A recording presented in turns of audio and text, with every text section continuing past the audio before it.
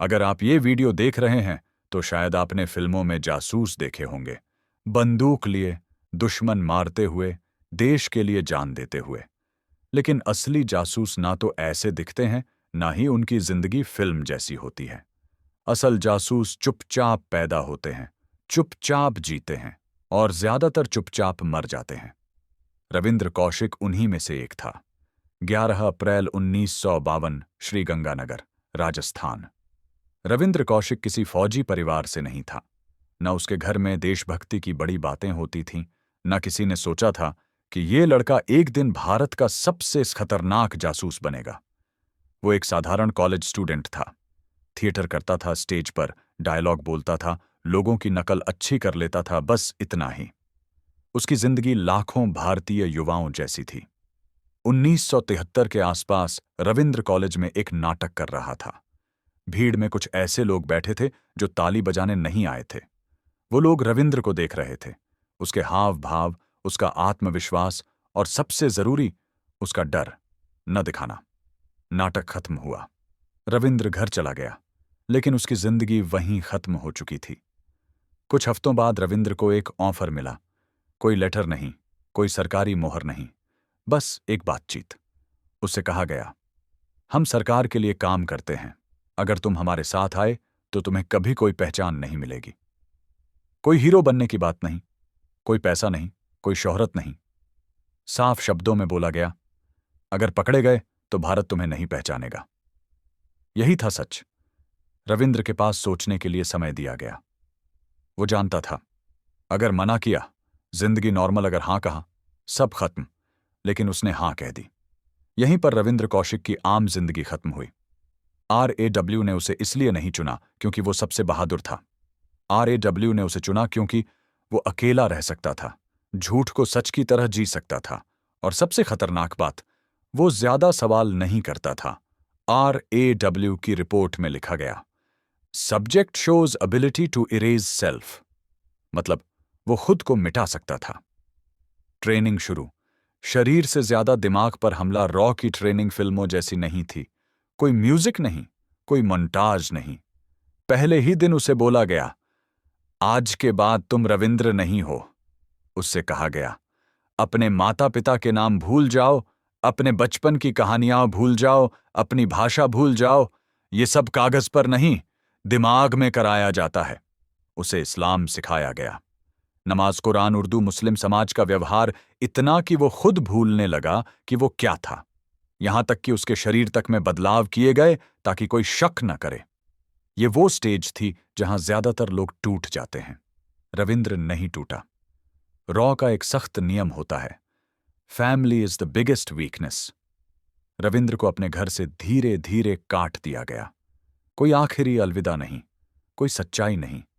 उसके माता पिता आज भी नहीं जानते थे कि उनका बेटा जिंदा है या नहीं। कुछ महीनों बाद रविंद्र कौशिक कागजों में मर चुका था। उसकी जगह एक नया आदमी पैदा हुआ। नया नाम, नया धर्म, नया देश, नई कहानी, और उस कहानी को उसे मरते दम तक निभाना था। यहीं से एक लड़के की जिंदगी खत्म हुई, और यहीं से एक ऐसा जासूस पैदा हुआ जिसे इतिहास नाम से नहीं, कोर्ट नेम से याद करेगा, ब्लैक टाइगर। 1975।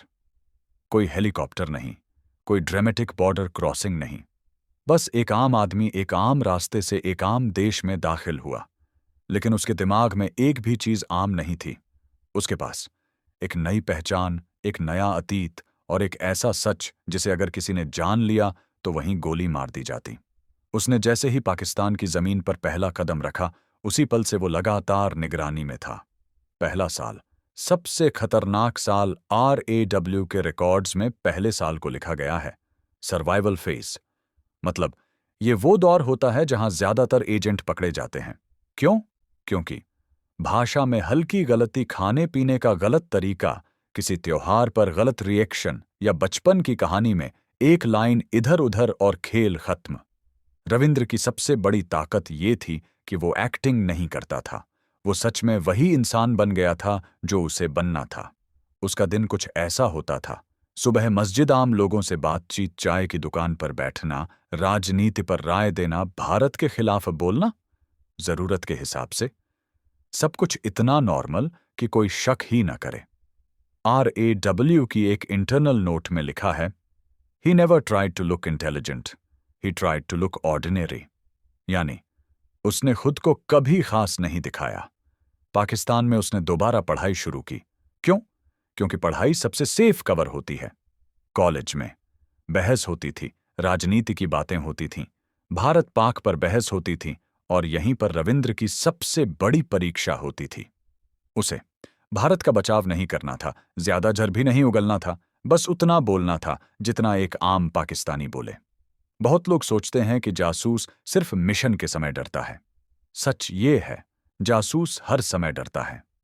डर, कमरे में कोई सुन तो नहीं रहा, सपने में हिंदी तो नहीं बोल दी, चेहरे के हाव भाव सही हैं या नहीं।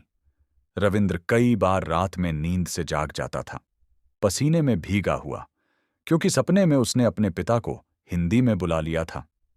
पहला छोटा इनपुट, रॉ को पहला सिग्नल रो से संपर्क फिल्मों जैसा नहीं था, न रोज न आसान। कभी अखबार के एक खास विज्ञापन से, कभी रेडियो फ्रीक्वेंसी से, कभी किसी तीसरे इंसान के जरिए। पहली बार जब उसने रॉ को छोटी सी जानकारी भेजी, रॉ को समझ आ गया, एसेट एक्टिव है, मतलब खेल शुरू हो चुका था। रविंद्र ने जल्दी समझ लिया था, सीधे सेना में घुसना आत्महत्या है। इसलिए उसने पहले लोअर लेवल अफसर, उनके रिश्तेदार, उनके दोस्तों से दोस्ती की शराब की मेज पर राज खुलते हैं। गुस्से में जुबान फिसलती है और रविंद्र बस सुनता रहता था। धीरे धीरे उसकी पहचान बनने लगी, भरोसेमंद, ज्यादा सवाल न करने वाला देशभक्त पाकिस्तानी, और यही इमेज उसे सेना तक ले गई। यहां एक जरूरी बात समझो, पाकिस्तान में सेना सिर्फ नौकरी नहीं, पहचान होती है, और एक इंडियन लड़का उस पहचान के अंदर घुस चुका था। जब रविंद्र को सेना के करीब एक्सेस मिला, रॉ ने नोट लिखा, asset has crossed point of no return.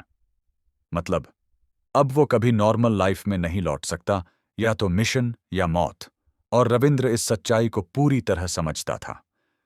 सबसे शॉकिंग बात यह है, रविंद्र को भारत की याद सबसे ज्यादा तब आती थी जब वो बिल्कुल अकेला होता था, क्योंकि वो किसी को सच नहीं बता सकता था, किसी से शिकायत नहीं कर सकता था, किसी को अपना नहीं कह सकता था। रॉ के एजेंट्स को यही सिखाया जाता है, लोनलीनेस इज परमानेंट। इस वक्त तक रविंद्र कौशिक सिर्फ जिंदा नहीं था, वो पाकिस्तान के सिस्टम में जड़ें जमा चुका था। लेकिन जासूसी की दुनिया में एक नियम है, जितना ऊपर जाओगे, गिरने पर उतनी तेज चोट लगेगी।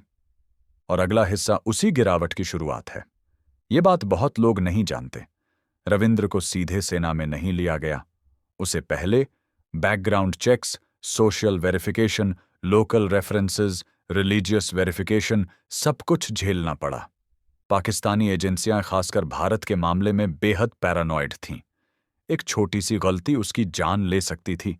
लेकिन यहां रविंद्र की सबसे बड़ी ताकत सामने आई। उसने कभी खुद को परफेक्ट नहीं दिखाया। वो कभी कभी बहस हार जाता, कभी किसी बात पर कंफ्यूज दिखता, कभी सीनियर से डांट खा लेता। यानी एक आम अफसर। सेना में एंट्री से ज्यादा मुश्किल था सेना द्वारा स्वीकार किया जाना। पाकिस्तानी अफसरों के बीच एक नियम चलता है, जो ज्यादा जोशीला है उस पर शक करो। रविंद्र ना ज्यादा भारत विरोधी, ना ज्यादा धार्मिक, ना ज्यादा सवाल करने वाला, बस ठीक ठाक। और यही ठीक ठाक उसे अंदर तक ले गया। एक दिन रविंद्र को एक रूटीन ब्रीफिंग में बुलाया गया। कोई हाई लेवल मीटिंग नहीं, कोई ड्रामेटिक माहौल नहीं, बस फाइलें, नक्शे, टेबल पर रखे दस्तावेज। लेकिन उन कागजों में जो था वो भारत के लिए बहुत बड़ा था। उसने पहली बार troop rotation schedules, border preparedness notes, internal disagreements देखे। उस रात रॉ को भेजी गई जानकारी के बाद एक सीनियर अफसर ने लिखा, this single asset just saved us months of analysis. मतलब एक आदमी पूरा इंटेलिजेंस नेटवर्क हल्का कर रहा था। यहां कोई व्हाट्सएप नहीं था, कोई एन्क्रिप्टेड ऐप नहीं। सूचना भेजना सबसे खतरनाक हिस्सा था। कभी कोडेड लेटर, कभी ट्रांजिस्टर रेडियो, कभी किसी तीसरे देश के कॉन्टैक्ट के जरिए। हर मैसेज से पहले एक सवाल होता था, क्या ये आखिरी मैसेज हो सकता है? क्योंकि पकड़े जाने का मतलब था सीधी फांसी। जैसे जैसे उसकी रिलायबिलिटी बढ़ी, उसकी एक्सेस बढ़ी, वैसे वैसे उसकी विजिबिलिटी भी बढ़ी। और विजिबिलिटी जासूसी में सबसे बड़ा दुश्मन है। एक वक्त ऐसा आया जब उसे मेजर रैंक मिली। ये अचीवमेंट नहीं थी, ये वार्निंग थी। रॉ के अंदर बहस शुरू हो गई थी। कुछ अफसर बोले asset too deep, risk high. कुछ बोले इंफॉर्मेशन प्राइसलेस, कंटिन्यू। और सिस्टम ने वही किया जो सिस्टम्स अक्सर करते हैं, रिस्क लिया गया। क्योंकि तब तक रविंद्र से मिलने वाली जानकारी भारत के लिए बहुत ज्यादा कीमती हो चुकी थी। अब आते हैं कहानी के सबसे अनकंफर्टेबल हिस्से पर। रॉ ने एक और एजेंट पाकिस्तान भेजा। सोच, बैकअप रहेगा, कम्युनिकेशन आसान होगी।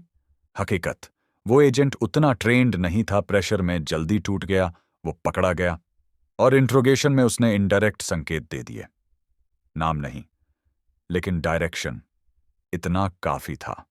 पाकिस्तानी एजेंसियों को पूरा नाम नहीं चाहिए होता, उन्हें चाहिए होता है पैटर्न, बिहेवियर, एक्सेस लेवल, और सारे एरोज एक ही आदमी की तरफ इशारा करने लगे।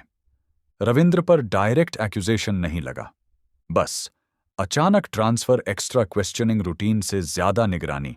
यानी तू अभी पकड़ा नहीं गया है, लेकिन हम देख रहे हैं। यहां सबसे बड़ी बात समझो, रविंद्र को पता चल गया था कि शक उस पर है, लेकिन उसने भागने की कोशिश नहीं की, कोई पैनिक नहीं किया, रॉ को अर्जेंट एक्सट्रैक्शन नहीं मांगी। क्यों? क्योंकि भागना गिल्ट साबित करता, एक्सट्रैक्शन असंभव थी। उसने वही किया जो उसे सिखाया गया था। Act normal, even if death is certain. इस पॉइंट तक रविंद्र कौशिक अपना काम कर चुका था। भारत को जो मिलना था मिल चुका था। अब सवाल ये नहीं था कि वो कितना बहादुर है। अब सवाल ये था, जब वो गिरेगा तो क्या कोई उसे उठाने आएगा? 1983 की एक सुबह, कोई हथकड़ी नहीं, कोई चिल्लाना नहीं, कोई फिल्मी रेड नहीं, बस कहा गया, कुछ सवाल हैं, थोड़ी देर लगेगी। रविंद्र उठा, यूनिफॉर्म ठीक की और चला गया। उसने वापस आने का कोई बैग नहीं बांधा, क्योंकि उसे पता था ये थोड़ी देर शायद जिंदगी भर की है। बहुत लोग सोचते हैं कि जासूस को तुरंत पीटा जाता है। असलियत अलग है। पहले 2 से 3 हफ्ते उससे कुछ नहीं किया गया। वही कमरा, वही कुर्सी, वही सवाल, वही जवाब, बार बार। क्यों? क्योंकि इंसान मार से नहीं, रिपीटिशन से टूटता है। जब पूछताछ आगे बढ़ी तो मारपीट हुई, लेकिन ये फिल्मी नहीं थी, सीमित, कंट्रोल्ड, ताकि वो जिंदा रहे उसके सामने। झूठे रॉ लेटर दिखाए गए। कहा गया भारत ने इनकार कर दिया है, कहा गया उसकी मां मर चुकी है। इनमें से कई बातें झूठ थीं, लेकिन एक बात सच थी, भारत अब खुले तौर पर कुछ नहीं कर सकता था। कई महीनों बाद उससे एक कन्फेशन साइन कराया गया, लेकिन यह समझना जरूरी है, उसने सब कुछ नहीं कबूला। उसने अपना नाम माना, लेकिन नेटवर्क नहीं बताया, कॉन्टैक्ट्स नहीं बताए। यही वजह थी कि उसे तुरंत फांसी नहीं दी गई। पहले डेथ सेंटेंस, फिर लाइफ इम्प्रिजनमेंट। उसे अलग अलग जेलों में घुमाया गया, कई बार सॉलिटरी कन्फाइनमेंट में रखा गया। दिन गिनती में बदल गए, रात डर में। सबसे बड़ा दर्द ये नहीं था कि वो बंद था, सबसे बड़ा दर्द था कोई आवाज नहीं आ रही उस देश से जिसके लिए सब छोड़ा। खत जो कभी जवाब नहीं बने। रविंद्र ने भारत में कई खत लिखे, कुछ रॉ को, कुछ अपने परिवार को। ज्यादातर खत पहुंचे ही नहीं, और जो पहुंचे उनका जवाब नहीं आया। एक खत में उसने लिखा, मैं ठीक हूं, बस ये जानना चाहता हूं कि क्या मेरा देश मुझे अब भी मानता है। इस सवाल का कोई ऑफिशियल जवाब कभी नहीं आया। भारत ने क्यों नहीं बचाया? अनकंफर्टेबल ट्रूथ, ये सबसे जरूरी सवाल है, और इसका जवाब देशभक्ति वाला नहीं है। सच ये है, अगर भारत ओपनली मान लेता कि वो रॉ एजेंट है, तो इंटरनेशनल लॉ टूटता, दूसरे एजेंट्स खतरे में पड़ते, फ्यूचर मिशंस खत्म हो जाते। और सिस्टम ने वही किया जो सिस्टम करता है, डैमेज कंट्रोल। मतलब एक आदमी गया ताकि बाकी बचें। बीमारी और टूटता शरीर। जेल में रहते हुए रविंद्र को टीबी हुई, दिल की बीमारी, मानसिक अवसाद, इलाज नाम मात्र देर से, क्योंकि वो एनिमी स्पाई था। मौत बिना शोर, बिना तिरंगा। 21 नवंबर 2001 पाकिस्तान की जेल में रविंद्र कौशिक की मौत हो गई। ना कोई प्रेस रिलीज, ना कोई फ्लैग, ना कोई अंतिम संस्कार, बस एक line, Indian spy died in prison. इतना ही। बात की सच्चाई उसकी मां आखिरी दम तक उसके लौटने का इंतजार करती रही। भारत में उसकी फाइल आज भी पूरी तरह पब्लिक नहीं है, क्योंकि कुछ कहानियां देश बचाने के लिए अधूरी रखी जाती हैं। ये कहानी किसी जासूस की नहीं है। ये कहानी है एक ऐसे आदमी की जिसने अपना नाम, अपना धर्म, अपना परिवार, अपनी जिंदगी सब कुछ छोड़ दिया और बदले में कुछ नहीं मांगा, बस इतना कि मेरा देश मुझे भूल न जाए।